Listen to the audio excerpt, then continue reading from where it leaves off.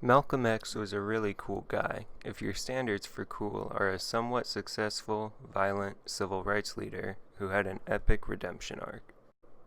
Malcolm X's story started in 1925, where he was born Malcolm Little in Omaha, Nebraska, to his mother Louise Norton Little and his father Earl Little. Malcolm's father, Earl Little, was a Baptist minister and a civil rights activist. Due to constant threats, the family moved to Lansing, Michigan in 1929.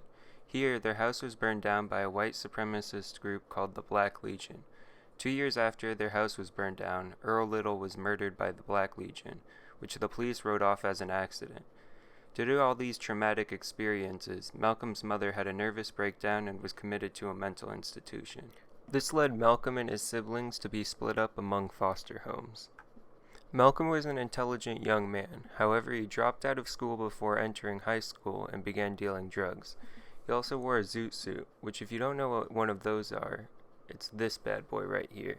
Life was going okay for Malcolm until 1946, when he was caught and charged with burglary and sentenced to 10 years.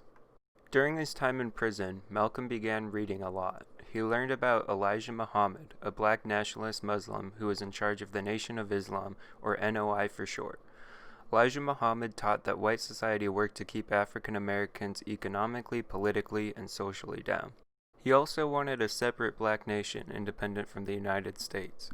Malcolm became a devoted follower of the NOI and changed his last name Little, which he considered his slave name, to X to represent his lost tribal name. After receiving parole after 7 years and leaving prison, Malcolm X became a minister and the national spokesman for the Nation of Islam. He was tasked with establishing new mosques in Detroit and Harlem. Malcolm's hard work and impressive sermons and speeches led to a large increase in membership in the Nation of Islam, from 500 in 1952 to 30,000 in 1963. At this point in his career, Malcolm X was comparable to MLK. Both had started as ministers and grew in popularity. Both held high positions in religious civil rights organizations.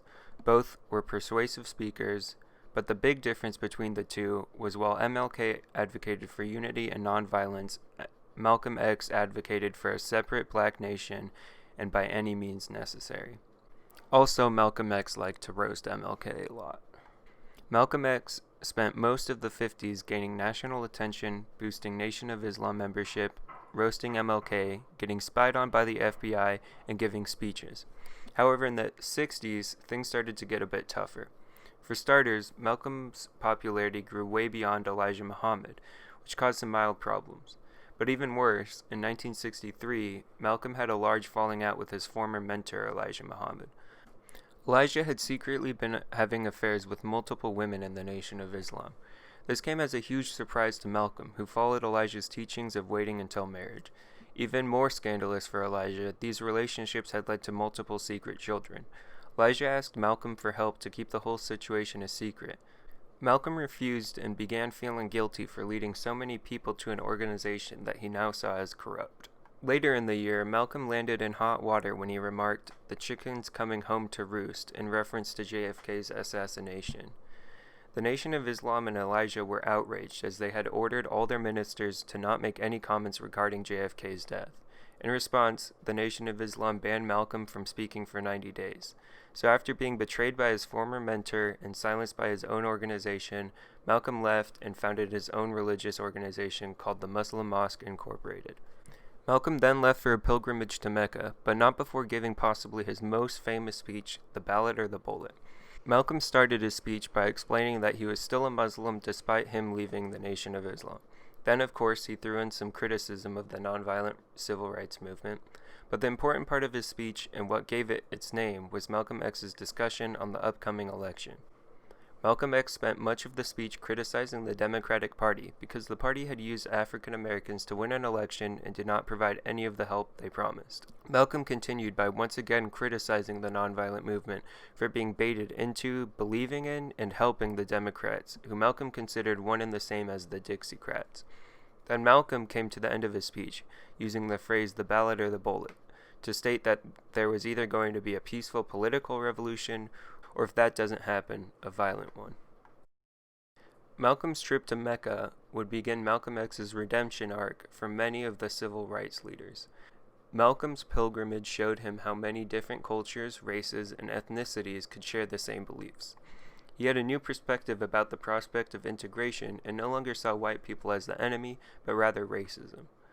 He also began to realize that his own movement and call to violence had little benefit and only helped by scaring white moderates into making deals with the nonviolent movement. On his return, Malcolm took a much more moderate stance and created the Organization of Afro-American Unity, which aimed to combat racism rather than whites. At this time, Malcolm X was also approached by the FBI, who had still had undercover agents in the Nation of Islam. They warned Malcolm that the Nation of Islam had marked him for death and were working on assassination plots. For the next year, Malcolm X and his family dodged assassination attempts, and Malcolm even hired bodyguards, which he wouldn't go anywhere without.